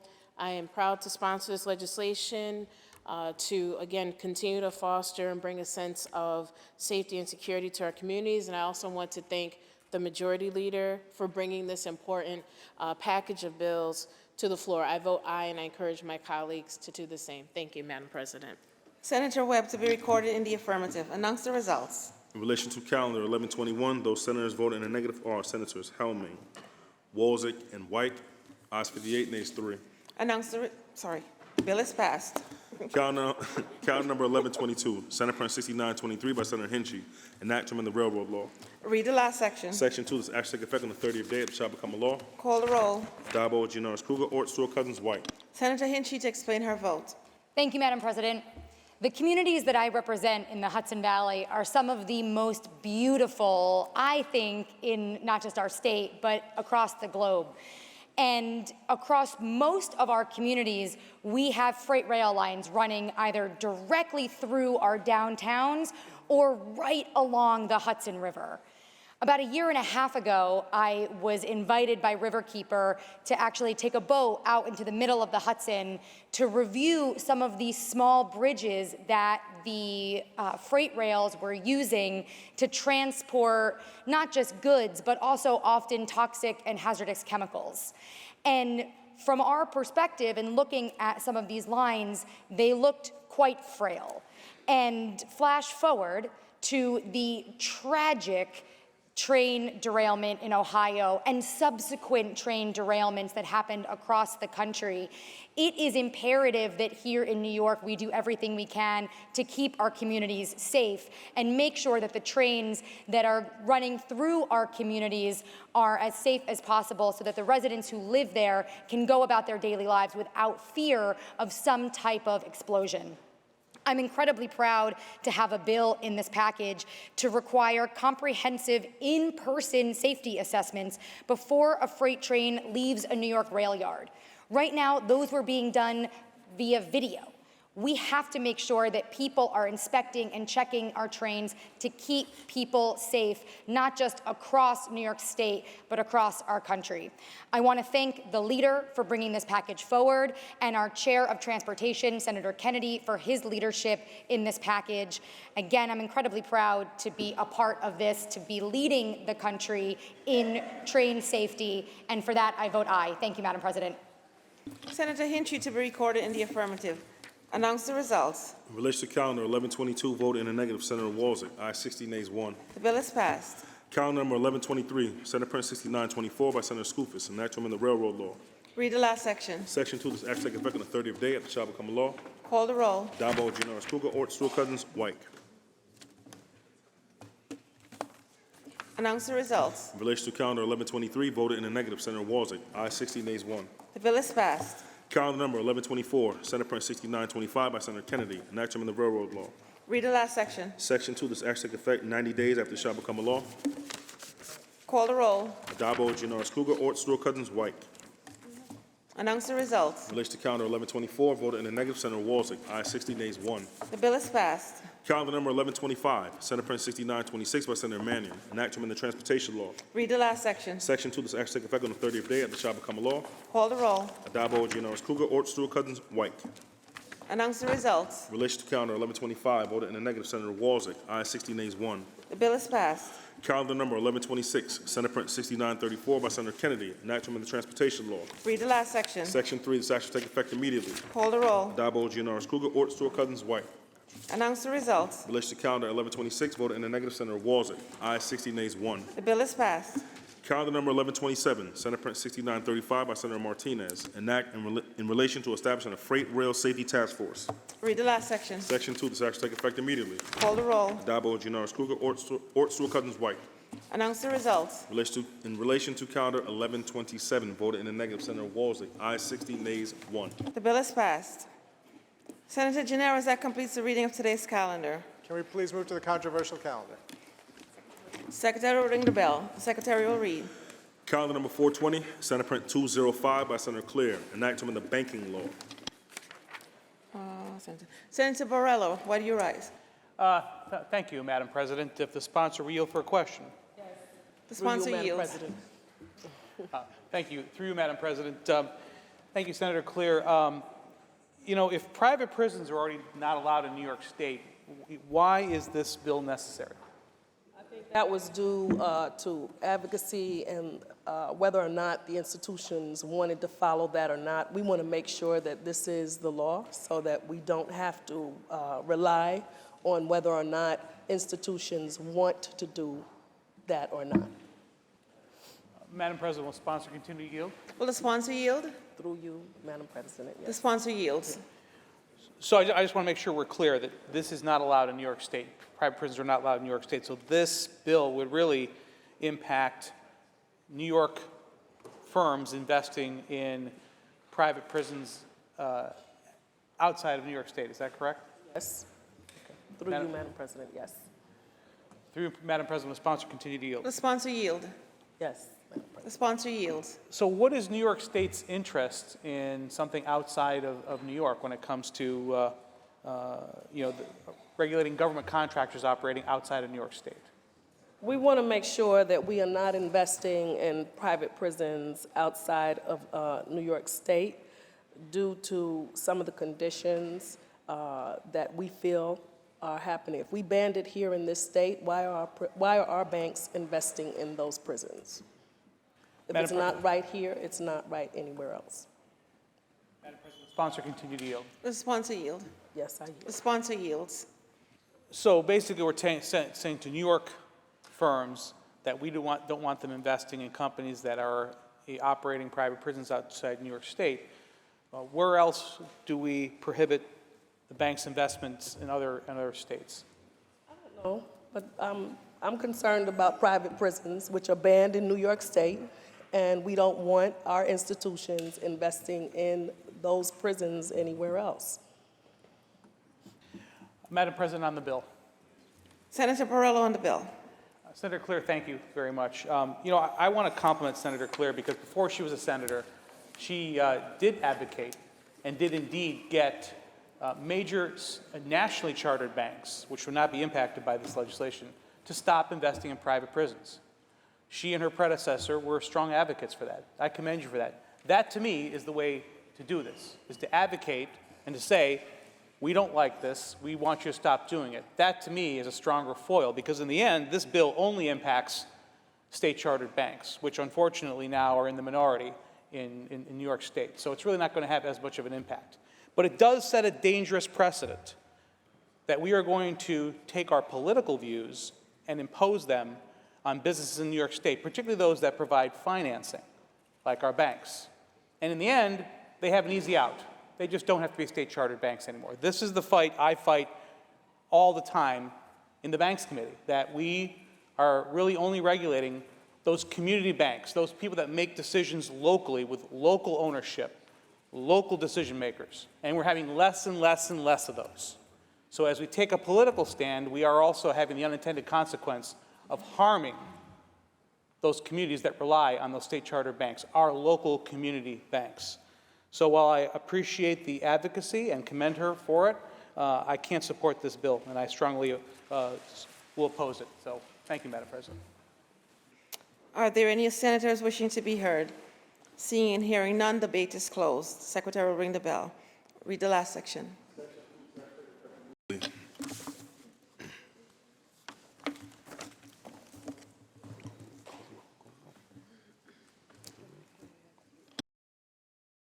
Senator Gineris. Madam President, we will be restoring this to the non-controversial calendar. The bill is restored to the non-controversial calendar. Read the last section. Section 2, this act take effect immediately. Call the roll. Adabo, Gennaro Scoga, Stewart Cousins, White. Senator Claire to explain her vote. Thank you, Madam President. This bill sets a very clear moral and policy principle which follows upon the fact that we already prohibit the operation of private prisons in New York State. Senate Bill 205 extends this principle further by prohibiting any state-chartered banking institution from providing financing or investing in the stock, securities, or other obligations of an entity that owns or operates a private correctional facility. New York has been wise enough to ban the very existence of private prisons in the state, and thus it is completely logical to prohibit banks chartered by the very same state from investing in an activity that we have declared is not only prohibited, but morally unpalatable. As we stand here today, over 115,000 people in this country are in private prisons. And the number being detained by ICE only adds to this alarming figure. In my public service career, I have helped numerous constituents who've had family members in private prisons, and the experience was horrendous. It is often impossible to make contact with your loved ones, set up visits, or perform any kind of wellness check. There's no accountability, no care or compassion, no one to even answer the phone in some cases.